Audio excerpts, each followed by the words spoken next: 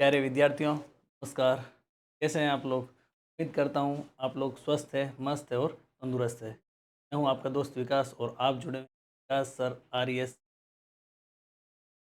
प्यारे विद्यार्थियों, आपको थंबनेल के ऊपर दिख रहा है कक्षा 12 राजनीति विज्ञान और राजनीति विज्ञान के 20 अति महत्वपूर्ण क्वेश्चन संपूर्ण पाठ्यक्रम में से निचोड़ करके मैं आप लोगों के सामने लेकर आया हूँ और वादा और विश्वास दिलाता हूँ आप लोगों को इन 20 प्रश्नों में से अधिकांश प्रश्न आपके बोर्ड परीक्षा 2024 के अंदर छपने के पूर्ण पूर्ण आसार है। और ये क्लास उन तमाम प्रतियोगी युद्धों के लिए भी अति महत्वपूर्ण है जो राजनीति विज्ञान से संबंध रखते हैं। यानी कि मैं बात करूं स्कूल लेक्चरर, नेट JRF या फिर असिस्टेंट प्रोफेसर की तैयारी कर रहे हैं, हर एक विद्यार्थी के लिए अति महत्वपूर्ण है। बिना कोई समय साझा किए अपन बात करते हैं। देखिए, इन प्रश्नों को आपको जरूर देखना है जिससे कि आप टॉपर भी बन सकते हैं। जैसे कि मान लो किसी की तैयारी अच्छी है, किसी की तैयारी कम अच्छी है, तो हर एक विद्यार्थी के लिए अति महत्वपूर्ण क्लास है, क्योंकि जिसकी तैयारी अच्छी है वो टॉप भी कर सकता है और जो पास होने के कगार पर है वो अपने परसेंटेज मार्क्स के अंदर सुधार कर सकता है। सीधे बात करते हैं अपन पहले क्वेश्चंस की। देखिए, अति महत्वपूर्ण राजनीति विज्ञान के 20 क्वेश्चन। सबसे पहला प्रश्न है आप लोगों के सामने, प्रश्न number 1। World social forum WSF की पहली बैठक कब और कहां पर हुई थी? बात करें WSF, कहा जाता है वर्ल्ड सोशल फोरम, इसकी पहली बैठक कब व कहां पर हुई थी? देखिए, हालांकि हालांकि अपन बात करें तो प्रश्न तो केवल और केवल आपके सामने 20 ही है, लेकिन इन 20 प्रश्नों में 200 प्रश्न निकलेंगे। कैसे निकलेंगे देखना। वर्ल्ड सोशल फोरम, इसकी स्थापना की बात करें तो मेरे साथियों इसकी स्थापना हुई थी आपके 2001 के अंदर। और इसकी स्थापना की बात करें 2001 के अंदर हुई थी। दूसरा प्रश्न आपके इसके अंदर है, इसकी पहली बैठक कब साथ साथ में कहाँ पर हुई थी? ध्यान रखना मेरे साथियों, जगह है जिसका नाम है ब्राज़ील। और ब्राज़ील ब्राज़ील ब्राज़ील के अंदर कहाँ पर हुई थी बात करें तो जगह है जिसका नाम है आपके पोर्ट अलगेरे पर पहली बैठक हुई थी। बात करें WSF से तात्पर्य क्या है मेरे साथियों? ये नव उदारवादी वैश्वीकरण के विरोध के अंदर विश्वव्यापी मंच है। नव उदारवादी वैश्वीकरण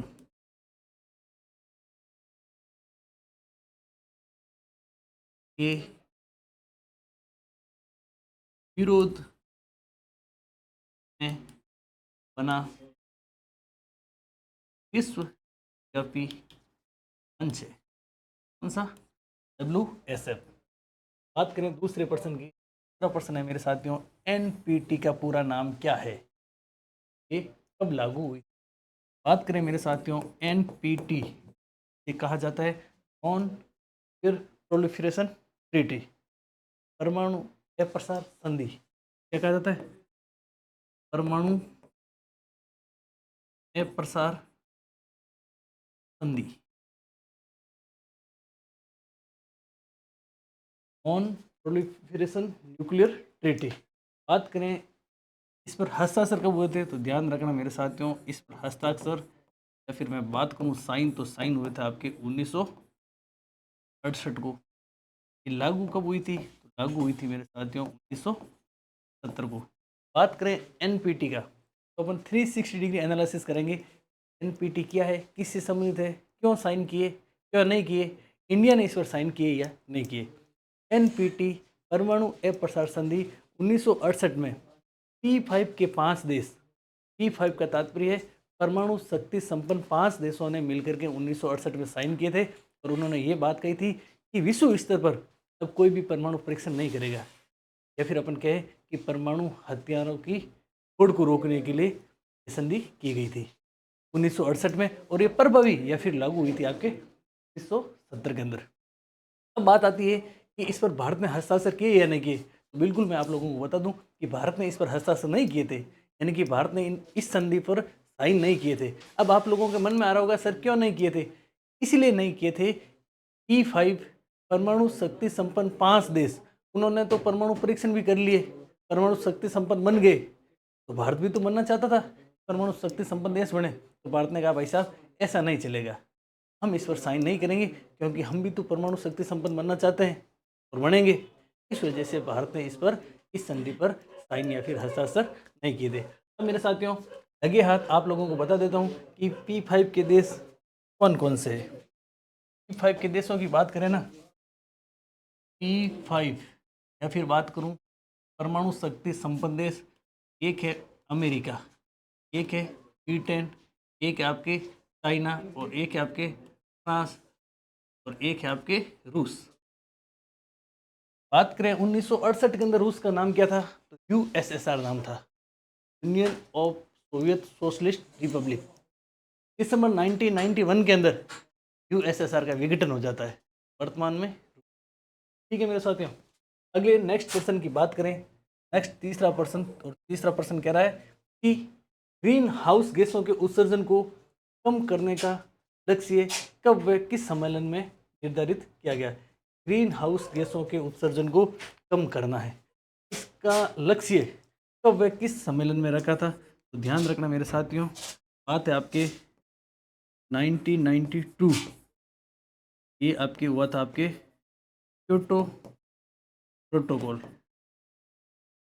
और ये क्योटो प्रोटोकॉल मेरे साथियों कहाँ पर हुआ था, तथा आपके क्योटो शहर जापान के अंदर। कब हुआ था, 1993 में हुआ। इसका उद्देश्य क्या था, ग्रीन हाउस गैसों का जो इतना उत्सर्जन हो रहा है ना, उनको कम करना, रोकना। पर्यावरण प्रदूषण अपन के जो तेज या फिर अपन के कि जलवायु परिवर्तन हो रहा है ग्रीन हाउस गैसों की वजह से, तो उसका। अगला प्रश्न बहुत शानदार प्रश्न है, चौथा प्रश्न ये कह रहा है कि DMK द्रविड़ मुनेत्र कसगम की स्थापना कब व किसने की थी। बात करें मेरे साथियों DMK की, तो ये है आपके DMK, जिसे कहा जाता है द्रविड़ मुनेत्र कसगम। एक प्रश्न सीधा सीधा आपके आ सकता है कि DMK का पूरा नाम क्या है, तो द्रविड़ मुनेत्र कसगम। अंग्रेजी में इसे कहा जाता है द्रविड़ प्रगति संघ। बात करें इसकी स्थापना की, इसकी स्थापना की गई थी मेरे साथियों 1949 को। और किसने की थी आपके CN अन्नादुरई ना भाई। और ये CN अन्नादुरई कहाँ के थे, या फिर ये DMK कहाँ का था, कहाँ की पार्टी थी, तो ध्यान रखना मेरे साथियों, तमिलनाडु की। ठीक है मेरे साथियों, ये है आपके DMK के बारे में। बात करें अगला प्रश्न है मेरे साथियों WTO का मुख्यालय कहाँ पर है, और ये किस संगठन का उत्तराधिकारी है। बात करें WTO की, पहले आपको ध्यान होना चाहिए कि WTO का पूरा नाम क्या है। WTO को कहा जाता है वर्ल्ड ट्रेड ऑर्गेनाइजेशन, विश्व व्यापार संगठन। इसकी स्थापना की बात करें तो हुई थी मेरे साथियों 1 जनवरी थी आपके 1995 को इसकी स्थापना। इसके हेडक्वार्टर की बात करें, इसका हेडक्वार्टर है मेरे साथियों जिनेवा के अंदर। कहाँ पर है, जिनेवा है आपके स्विट्जरलैंड के अंदर, और स्विट्जरलैंड की बात आती है ना, तो विश्व का ऐसा देश जहाँ पर प्रत्यक्ष लोकतंत्र है, कहाँ पर, स्विट्जरलैंड के अंदर। बात करें भारत की, भारत विश्व का सबसे बड़ा लोकतांत्रिक देश है, लेकिन प्रत्यक्ष लोकतंत्र नहीं, अपन कह सकते हैं भारत के अंदर प्रतिनिधिमूलक लोकतंत्र है। बात करें प्रत्यक्ष लोकतंत्र भारत में कहाँ पर देखने को मिलता है, तो बात करें आपके ग्राम सभा की। ग्राम सभा अपन एक प्रत्यक्ष लोकतंत्र का उदाहरण दे सकते हैं, कहाँ पर, इंडिया या फिर भारत देश की बात आती है। WTO का हेडक्वार्टर आपके जिनेवा स्विट्जरलैंड के अंदर है। अब आप लोगों को एक बात और ध्यान रखनी चाहिए, ये आपके एक संगठन था जिसका नाम है GATT। ये GATT क्या है, GATT ये है, ये WTO GATT का उत्तराधिकारी है। क्या है, उत्तराधिकारी है। GATT का उत्तराधिकारी कैसे हैं, GATT की फुल फॉर्म है general agreement on trade and tariff. इसकी स्थापना हुई थी 1948। इसकी स्थापना कब हुई थी, 1948, और 1948 में इसका भारत सदस्य बन गया था। इसी को अपन कह सकते हैं, इसी का विस्तार किया गया 1995 में, और WTO बनाया गया। अब देखिए WTO की बात आती है ना, तो मेरे को एक बात और याद आती है, और वो बात है कि WTO की 2 और बहनें हैं। WTO की 2 और बहनें, यानी WTO इसकी दो और बहनें कौन कौन सी है, तो एक है मेरे साथियों विश्व बैंक, एक है आपके विश्व बैंक और एक है IMF। इसके साथ में एक और बहन है जिसका नाम है WTO। ये तीनों आपस में बहनें हैं। क्या है? तीनों आपस में बहनें। कई बार एक पर्सन ये भी आता है कि ब्रिटेन में वुड्स ट्विंस किसे कहा जाता है, जुड़वा बहनें किसे कहा जाता है। ये WB और IMF तो क्या है, जुड़वा बहनें, और इसके साथ में इसकी एक और बहन है जिसका नाम है WTO। अगले, ये किस संगठन उत्तराधिकारी, तो ये CATT का उत्तराधिकारी। अब देखिए आपकी स्क्रीन के ऊपर पर्सन तो केवल 5 दिख रहे हैं आपको, लेकिन कम से कम यहाँ पर आपके 50% लिखे हुए हैं और उनके उत्तर भी लिखे हुए हैं, समझ रहे। तो आप लोगों को इस प्रकार की स्मार्ट स्टडी करनी है, जिससे क्या होगा, आप टॉपर बन सकते हैं और जो अपना ड्रीम 95+ का जो टारगेट है ना, वो 100% आप अचीव कर सकते हैं। और 95 से अबव लाते आपको कुछ मिलेगा हमारी तरफ से, आपको पता ही है, सिल्वर मेडल दिया जाएगा ना। जो हमारे ऑफलाइन के जो भी स्टूडेंट जुड़े हैं ना, उनके लिए सिल्वर मेडल। ऐसे नहीं हो जाए कि सिल्वर मेडल मेरी जेब के अंदर ही रह जाए, आपको 95 से अधिक लाओ ही नहीं। ध्यान रखना, मेरी जेब के अंदर सिल्वर मेडल पड़ा है और इस सिल्वर मेडल को आपको गले में पहनना है। लेकिन पहनोगे कब, जब ड्रीम 95 का टारगेट पूरा हो जाएगा। और अक्सर मैं कहता हूँ, क्लास जब भी लेता हूँ ऑफलाइन के अंदर या फिर ऑनलाइन में, कि पक्षी उड़े और पंख ना हिले, ये हो नहीं सकता। पक्षी उड़े और पंख ना हिले, ये हो नहीं सकता। पवन चले और पत्ता न हिले, ये हो नहीं सकता। पवन चले और पत्ता ना हिले, ये हो नहीं सकता। संगीत चले और दर्द ना मिटे, ये हो नहीं सकता। संगीत चले और दर्द ना मिटे, ये हो नहीं सकता। और बंदा अगर शिद्दत से मेहनत करे और ड्रीम 95 क्या, ड्रीम 100 लाने से कोई रोक नहीं सकता। उठो जागो और अपनी ताकत को पहचानो। बात करते हैं नेक्स्ट पर्सन की। तो देखिए अगला पर्सन है आप लोगों के सामने, छठा पर्सन है बायोलॉजिकल वेपन्स कन्वेंशन, जिसे शॉर्ट के अंदर कहा जाता है आपके PWC, बायोलॉजिकल वेपन्स कन्वेंशन, जैविक हथियार संधि पर हस्ताक्षर कब हुए, फिर भारत इसका सदस्य कब बना था। तो बात करें BWC की, BWC पर आपके हस्ताक्षर हुए थे 1972 को, और भारत इसका सदस्य बना था मेरे साथियों आपके 1973 को। लगे हाथ आप लोगों को मैं ये भी बता देता हूँ कि वर्तमान में कितने सदस्य है, वर्तमान में कितने सदस्य देश है किसके अंदर, PWC के अंदर। तो ध्यान रखना मेरे साथियों, 183 सदस्य है। अब आप लोगों के मन में आ रहा होगा सर WTO में कितने सदस्य है, लो आपको ये भी बता दूं, WTO के अंदर वर्तमान के अंदर 164 सदस्य है। कितने, 164 सदस्य है। हम पूरा का पूरा 360 डिग्री एनालिसिस कर रहे हैं। अगले पर्सन की बात करें, आसियान दिवस कब मनाया जाता है, वे आसियान क्षेत्रीय मंच की स्थापना कब हुई थी। बहुत शानदार पर्सन है, आसियान दिवस कब मनाया जाता है, तो आपका इसका सीधा उत्तर हो जाएगा आपके 8 अगस्त। 8 अगस्त को आसियान दिवस मनाया जाता है। और आसियान क्षेत्रीय मंच जिसे कहा जाता है मेरे साथियों ERF, क्या कहा जाता है, ERF, आसियान रीजनल फोर्स की स्थापना कब की गई थी, फटाफट से कमेंट करके बताइए। 1994 के अंदर की गई थी। अब आसियान का पूरा 360 डिग्री एनालिसिस करते हैं, यानी इसको पूरा का पूरा खोलते हैं अपन। आसियान की स्थापना 8 अगस्त 1967 को बैंकॉक घोषणा के द्वारा की जाती है। प्रारंभ के अंदर आसियान के अंदर 5 देश थे जिन्हें 5 संस्थापक देश कहा जाता है। उसके बाद में बात करें तो 5 देश और जुड़े थे, और वर्तमान समय के अंदर आसियान में कितने देश है, 10 देश है। फटाफट से कमेंट करके बताना है कि आसियान का हेडक्वार्टर या फिर सचिवालय या फिर अपन कह सकते हैं मुख्यालय कहाँ पर है, आप लोगों को कमेंट करके बताना है। अगले पर्सन की बात करते हैं। भारत में पहली गैर कांग्रेसी सरकार कब, कहाँ में, किस दल की बनी तथा इसके CM कौन थे। आता पर्सन वेरी वेरी इंपॉर्टेंट है हर एक एग्जाम के पॉइंट ऑफ व्यू से, चाहे वो प्रतियोगिता कोई भी परीक्षा की तैयारी कर रहा है और राजनीति विज्ञान से उसका संबंध है।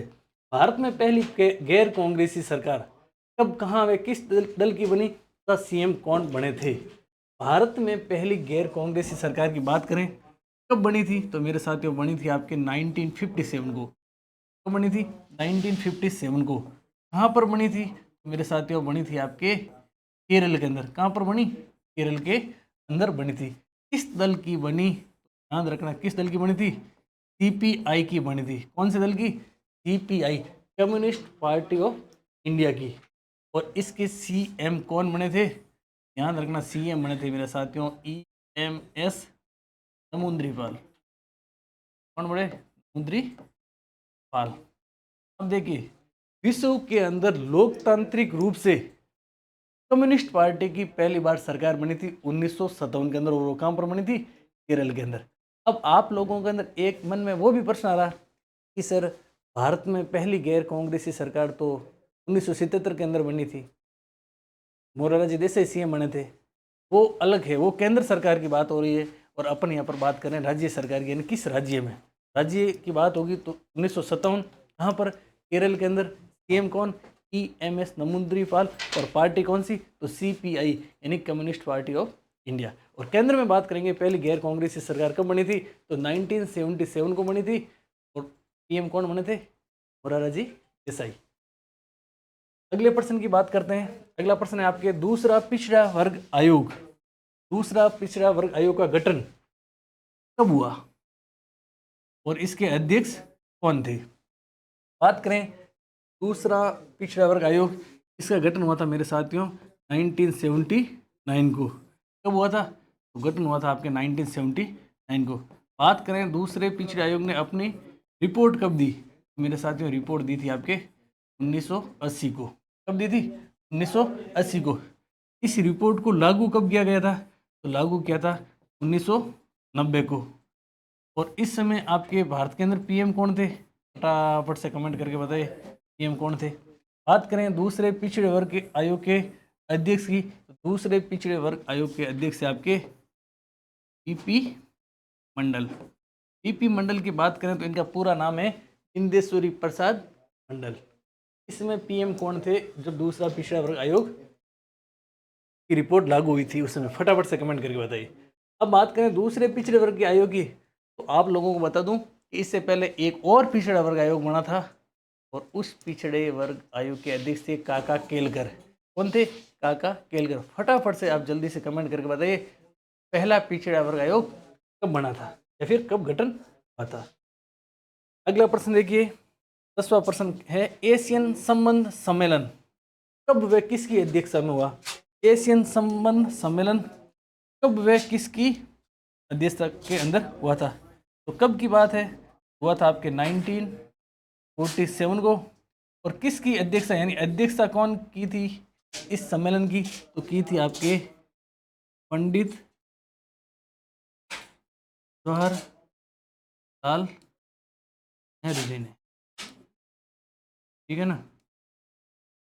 अब देखिए अगला प्रश्न। अगला प्रश्न आपके, किन देशों को दूसरी दुनिया के देश कहा जाता है, परिभाषा सहित किन्हीं 3 देशों के नाम लिखना। किन देशों को दूसरी दुनिया के देश कहा जाता है। दूसरी दुनिया के देश उन देशों को कहा जाता है जो साम्यवादी खेमे से संबंध रखते हैं। दूसरी दुनिया या फिर सेकेंड वर्ल्ड के देश उन देशों को कहा जाता है जो साम्यवादी खेमे से संबंध रखते हैं। और साम्यवादी खेमे से संबंध रखने वाले देश की बात करें तो देखिए 3 देशों के नाम लिखने ना, लिख लीजिए USSR, एक और लिख दीजिए चीन, एक और लिख लीजिए वियतनाम। अब आप लोगों का मन में आ रहा होगा सर ये दूसरी दुनिया है, तो तीसरी दुनिया के देश किन्हें कहा जाता है, या फिर पहली दुनिया के देश किसे कहा जाता है, या फिर हम किस दुनिया के अंदर है। हम इसी दुनिया के अंदर है, इसी दुनिया के अंदर। कौन सी दुनिया, ये दुनिया नहीं, दूसरी दुनिया नहीं, इसी दुनिया के अंदर है। अब देखिए भारत किस दुनिया के अंदर है, तो ध्यान रखना मेरे साथियों, भारत तीसरी दुनिया के अंदर है। तीसरी दुनिया के देश विकासशील देशों को कहा जाता है। जिसमें बात करें एशिया महाद्वीप के कई देश है और दक्षिण अफ्रीका महाद्वीप के कई देश आते हैं। अब लगे हाथ मैं ये भी बता दूं कि दूसरी दुनिया और तीसरी दुनिया के बारे में तो आपको पता चल गया, लेकिन पहली दुनिया के देश किसे कहा जाता है। पहली दुनिया के देश उन देशों को कहा जाता है जो पूंजीवादी खेमे से संबंध रखते हैं। जिसमें बात करें तो आता है आपके अमेरिका, या फिर अमेरिका के पिछलू, तो अमेरिका जैसी पूंजीवादी अर्थव्यवस्था को अपनाते हैं, उन्हें कहा जाता है पहली दुनिया के। तो देखिए पर्सन यहाँ पर आपको 5 दिख रहे हैं, लेकिन मुझे लग रहा है यहाँ पर 50% है। आप खुद एनालिसिस करिए, आपको खुद को लगेगा कि 5% नहीं है, 50% है इस स्लाइड पर। और अब एक चीज़ आपके मन में और आ रही होगी, थोड़े से आपको दिखने में दिक्कत आ रही होगी ना पर्सन, तो आप लोग एक काम करना, क्लास देखने के बाद में आप मेरे नंबर पर मैसेज करना, मैं आपको इसकी पीडीएफ भेज दूँगा। आप क्या करना, मैसेज करना मेरे नंबर पर, मैं आपको इसकी पीडीएफ भेज दूँगा, कि आपको आसानी रहेगी।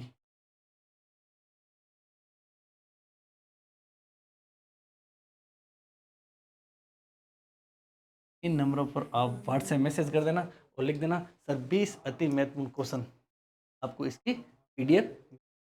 और एग्जाम से ठीक समय थोड़े से पहले इसको एक बार आप देख के चले जाए ना,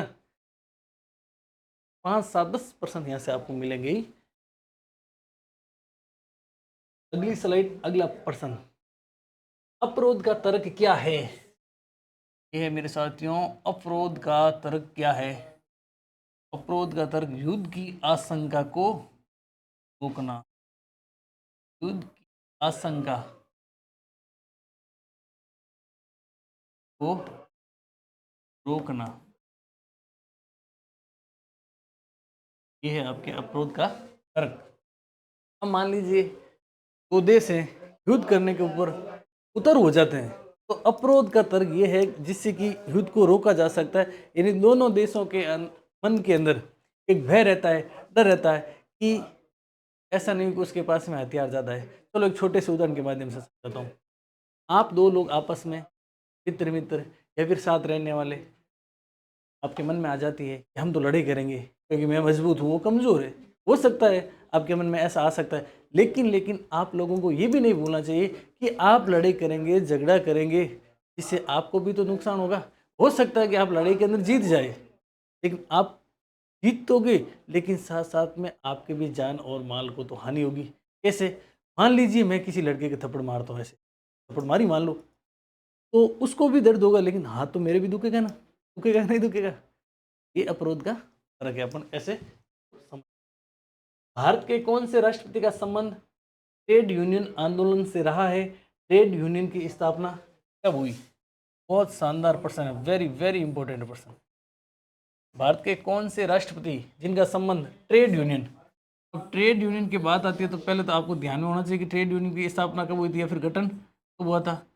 1920 के अंदर इसका गठन होता है। किसका? ट्रेड यूनियन का। ट्रेड यूनियन का संबंध किस भारत के राष्ट्रपति, तो राष्ट्रपति इनका नाम है आपके पीवी गिरी, पीवी गिरी, पीवी गिरी ट्रेड यूनियन के 2 बार अध्यक्ष रह चुके हैं। बात करें और ट्रेड यूनियन से संबंधित कौन थे तो साथियों, ध्यान रखना ट्रेड यूनियन से संबंध रखने वाले एक थे आपके लाला लाजपत राय, एक थे आपके जोसेफ बेपिस्टा, एक थे आपके एन.एम. जोशी, एक व्यक्ति है नाम है आपके ईवान चिमन लाल। इनका संबंध किससे था? ट्रेड यूनियन से।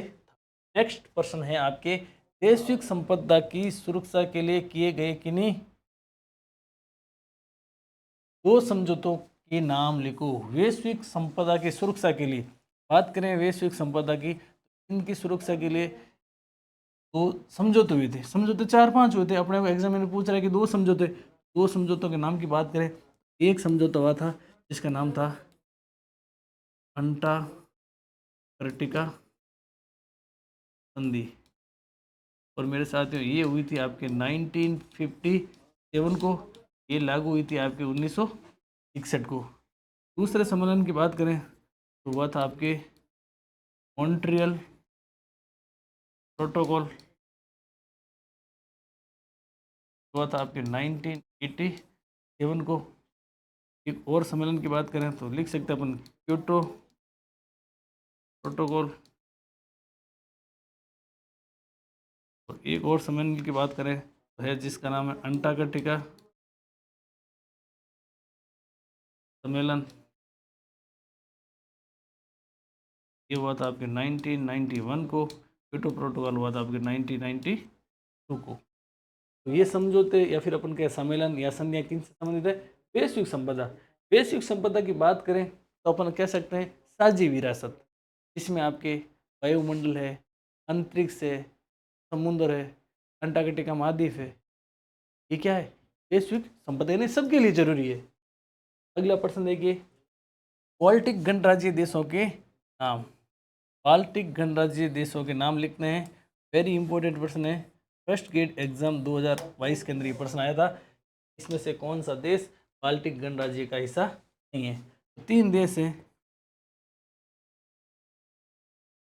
एक देश है जिसका नाम है आपके एस्टोनिया। एस्टोनिया। एक देश है जिसका नाम है लातविया। एक देश है जिसका नाम है लिथुआनिया। लिथुआनिया या लिथुवानिया। ये क्या है? बाल्टिक गणराज्य देश है। वेरी इंपॉर्टेंट प्रश्न है। फिर देखिए अगला प्रश्न है, दुनिया में सबसे ज्यादा सशस्त्र विद्रोह कहाँ पर होते हैं? दुनिया में सबसे ज्यादा सशस्त्र विद्रोह, सशस्त्र का मतलब है शस्त्र सहित, शस्त्र सहित और सशस्त्र की बात आती है तो आप लोगों को एक में हिंदी का सब पूछ रहा हूँ। एक होते हैं शस्त्र और एक होते हैं अस्त्र। शस्त्र और अस्त्र में क्या डिफरेंस है?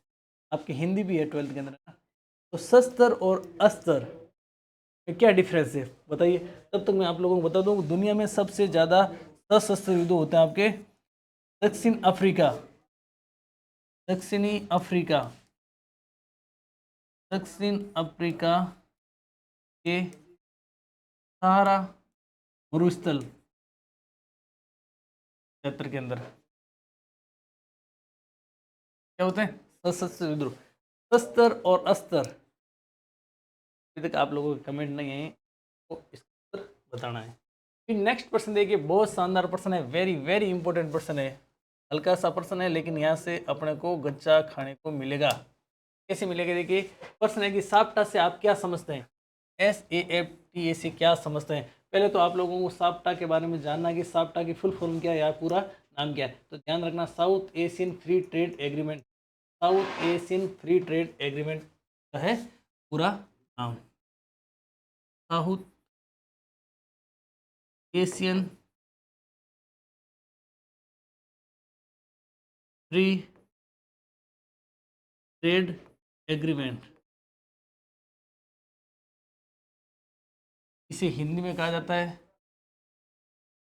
दक्षिणी एशियाई मुक्त व्यापार समझौता। अब देखिए ये साप्टा है ना, साप्टा से 3 प्रकार के प्रश्न ऐसे बनते हैं।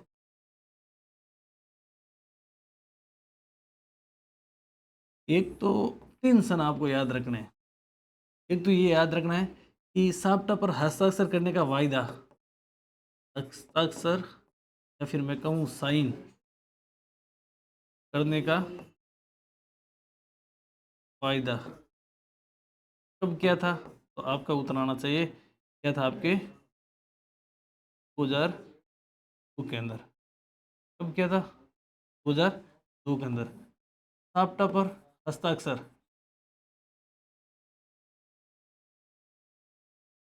हस्ताक्षर कब किए थे? किए थे आपके 2004 के अंदर। साप्टा लागू या फिर प्रभावी कब हुआ था? तो ये हुआ था आपके 2006 को।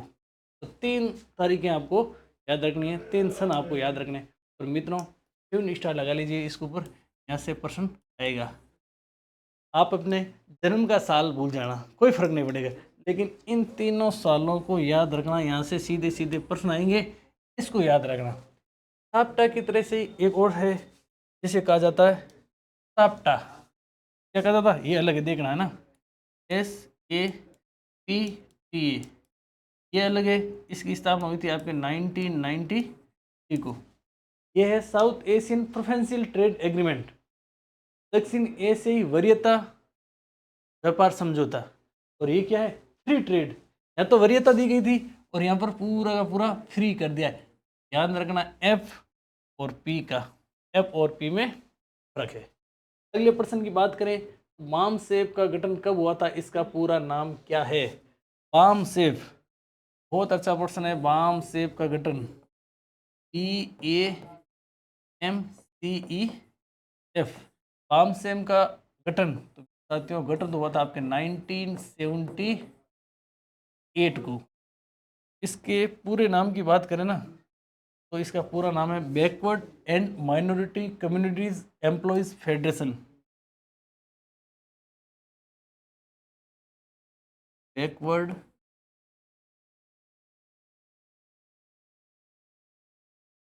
And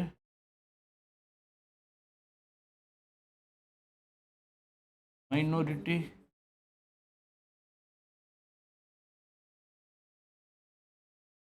backward and minority communities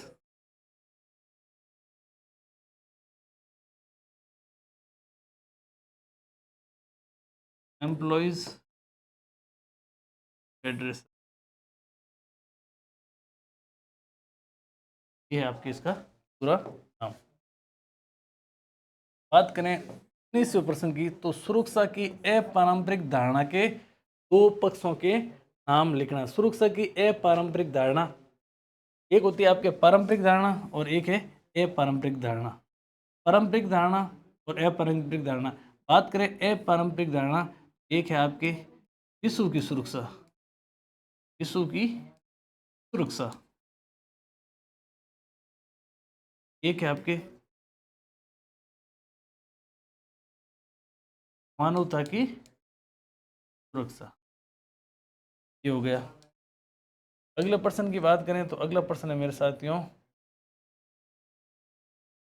पूर्वोत्तर भारत के राज्यों की तीन मुख्य मांगे क्या है? वेरी वेरी इंपॉर्टेंट प्रश्न है। पूर्वोत्तर भारत के राज्यों की प्रमुख तीन मांगे, पूर्वोत्तर भारत के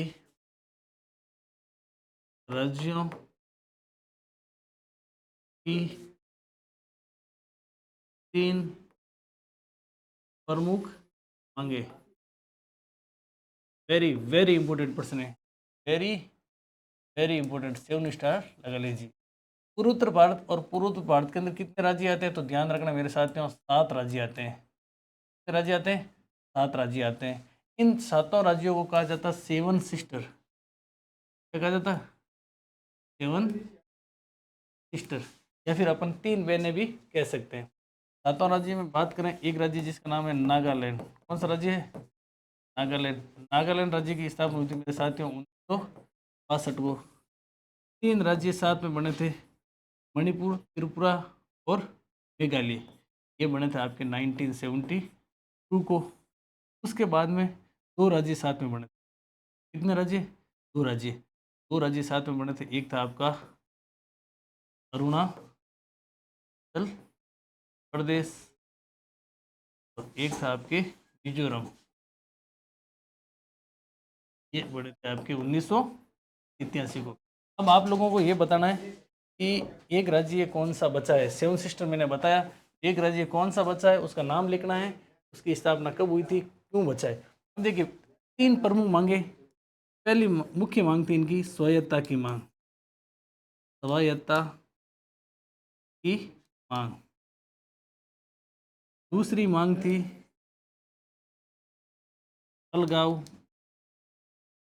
अलगाववाद की मांग और तीसरी मांग थी इनकी बाहरी लोगों का विरोध, बाहरी लोगों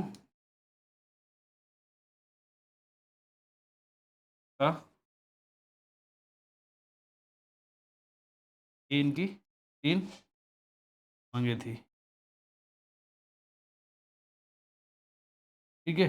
अब देखिए स्वायत्तता की मांग की बात करें तो ये राज्य ये कह रहे थे कि आप हमारे को पूरे खुले छोड़ दो, हम स्वायत्त होना चाहते हैं। यानी कि ऐसे कहूँ कि अपनी सरकार खूब चला लेंगे। केंद्र सरकार को कह रहे थे कि हम अपना आप स्वायत्त कर दो, आप हमारे को फ्री कर दीजिए।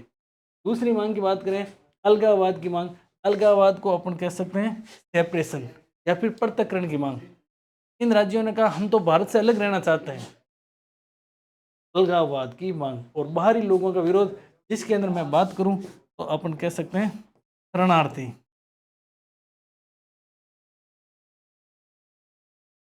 शरणार्थी की बड़ी समस्या है पूर्वोत्तर भारत के अंदर। बांग्लादेश का एक जगह है, जगह का नाम है चटगांव। चटगांव से बहुत शरणार्थी आते हैं, बांग्लादेश से आते हैं, भारत में बस जाते हैं।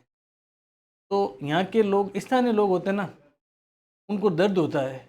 स्थानीय लोग उनका विरोध करते हैं कि भाई यहाँ पर कोई आते हैं बाहर से और यहाँ बस जाते हैं ना, तो यहाँ तकलीफ तो होगी, क्योंकि उनको खाने के लिए, रहने के लिए, हर चीज़ की आवश्यकता होती है। ज़मीन चाहिए, जायदाद चाहिए, पैसे चाहिए। तो ये विरोध कर रहे हैं कि बाहर के लोग चलो आते हैं कामकाज के लिए, आओ कोई बात नहीं, बिजनेस करो, लेकिन आप अपने देश में वापस चले जाओ। शरणार्थियों की यहाँ बहुत बड़ी समस्या। ये यहाँ से आपके, मैं वादे के साथ में कहता हूँ, 1% इस स्लाइड से आपको मिलेगा ही मिलेगा। यहाँ से बोर्ड एग्जाम में 1% आपको मिलेगा ही मिलेगा। तो मेरे साथियों, हम लोगों ने आज बात की थी 20 राजनीति विज्ञान के अति महत्वपूर्ण क्वेश्चनों की। इन केवल आपको स्लाइड पे 20% ही दिखे, प्रिंट किए हुए थे, टाइप किए हुए थे, लेकिन 20 नहीं थे, ये कम से कम 200% थे। कितने थे? 200%। तो इस थोड़े से टाइम के अंदर अपने को 200% इस प्रकार से याद हुए। वादा है आप 100% ड्रीम 95 से तुम आपको कोई नहीं रोक सकता है। और एक चीज़ ध्यान रखना हमेशा ज़िंदगी के अंदर, आप जिस चीज़ के लायक है उनसे कम पर आपको कभी समझौता नहीं करना। ये आपका अभिमान नहीं, आपका स्वाभिमान है, क्योंकि आप ड्रीम 95 प्लस का टारगेट अचीव कर सकते हैं।